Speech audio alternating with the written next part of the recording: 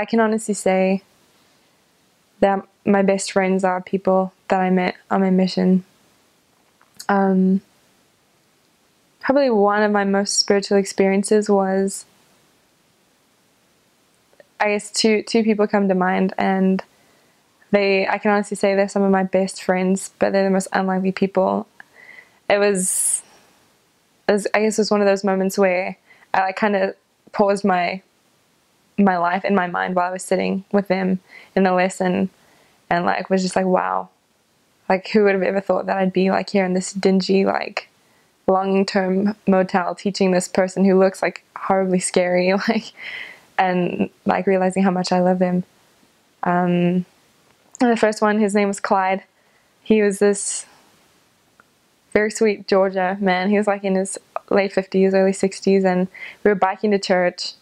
It's always great because you turn up really gross. But we were biking to church and we were late for a meeting, and we passed this old man who looked quite terrifying, actually. He had like one blind eye and just really dirty. Really, like his clothes were really ragged, and kind of looked like a little bit of a hobo. But I like felt like we should stop, but I was like behind, and so my companion like went on, but I stopped anyway, and I just talked to him a bit and asked him if he spoke to Mormons, and he was like, yeah, no, you know. But like for some reason I felt to like ask him a specific time that we could come by. Just kind of, yeah, I don't know, I just felt like I should do it, which is kind of rare for me because sometimes you get scared to do that sort of thing. But yeah, he set up an appointment with us, and we went to his address, and it happened to be a long-term motel place, like a long stay. I can't remember what they're called, but like a long stay motel sort of thing. That was like, wow.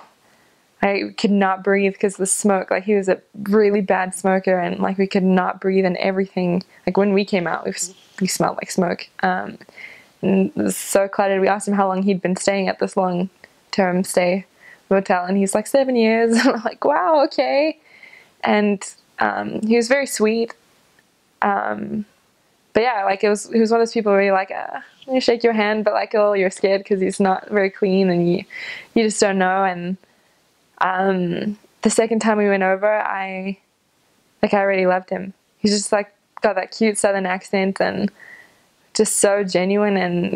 And as we talked to him, I realized like I didn't care. Like if I wasn't a missionary, I'd probably hug him no matter like how dirty or grimy or scary he looked. Like I just loved him, and I snapshotted myself and was just like, who would have thought that I'd be sitting here in the middle of Florida struggling to breathe in this like long-term stay motel, talking to this scary looking man, and realizing how much I loved him, how much I loved being there. That was a really cool moment. And yeah, I'll never forget it, that you can really love anybody. And the second person that comes to mind is a man named Chris, who we also met on the street trying to contact someone else, and he was smoking, and he's this big black man, and found out he was like an 8-time convicted felon. Like super sketchy guy, but not at all. Wow. We talked to him, and the faith that he had was huge. He just didn't know how to translate faith into actions. And wow, as we talked to him and taught him, I love him so much. Like I still talk to him like pretty much weekly. He calls me on the phone, and he's doing so great. He's quitting smoking and working towards a baptismal date now, and I wish I was there, but he's gone through so much, and he's like the last person that I would have expected to be one of my best friends in the world, but he really is.